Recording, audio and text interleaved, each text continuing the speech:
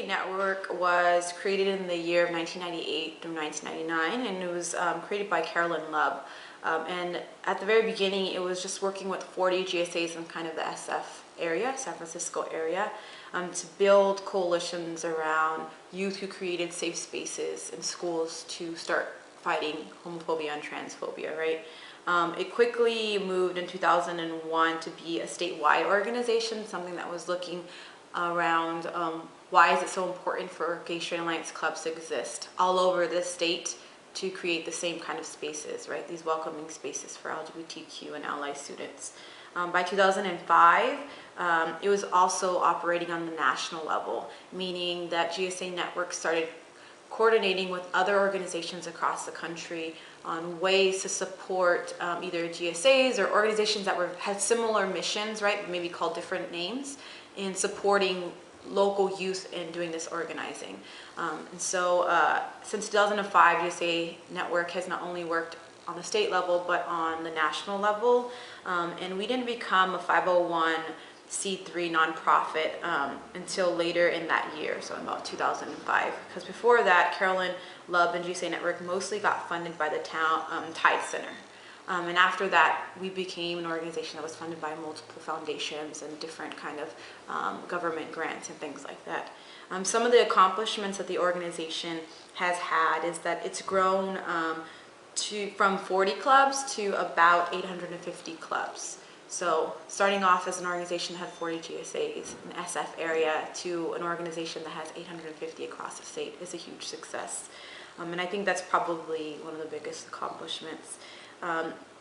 Some of the other things that we can say is that we've had about 30,000 student members throughout the organization, right? And these are members that we consider different leaders, whether they were trainers, went to camps, went to summits, one-day leadership trainings, things like that. So we've been able and fortunate enough to touch the lives of 30,000 youth ever since the existence of the organization. And the mission at the very beginning was really to help youth leaders organize and fight harassment and discrimination in schools, create safer spaces by standing up and going against homophobia and transphobia. And by doing that, we really grew fond of the use of GSA, so Gay Straight Alliances in schools, recognizing that youth can and will be the leaders of their own organizations, and we really want to provide them with those leadership tools to be the most effective leaders that they can. We recognize that youth are at school, every day. They're the ones living the reality of what happens at their school. They're the ones who recognize and can, pinpoint the issues that needs to be addressed. And we are really there to facilitate them in their own leadership development so that they feel confident enough in standing up for their GSA and standing up against harassment or standing up against discrimination. And the kind of, logo that the mission has moved towards, and it's a very straight to the point sentence, it's just that we as an organization are empowering youth and the LGBTQ community and their allies to really fight homophobia and transphobia, plain and simple, right? And we're doing that through GSAs. And the reason why we found that GSAs on individual schools are so successful is because we recognize the issues that LGBTQ youth face at school. LGBTQ youth are more likely to be diagnosed or feel depressed.